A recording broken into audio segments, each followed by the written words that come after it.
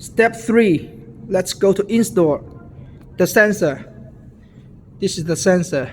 First, we need to install this shaft with a screw here. Look, shaft 这个打开，这个打开了啊 ，look, this plug connected. Another one same. Another one same. This is the sensor. 你装那个，这个等。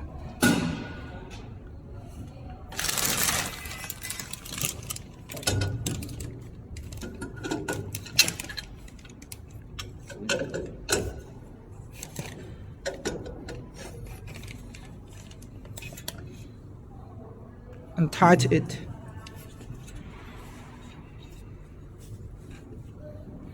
Look, the height adjustable. The height adjustable. If you want more product here, you need to raise up this hopper. If the flowability of products is very good, you need to roll down this part. But make sure both sensors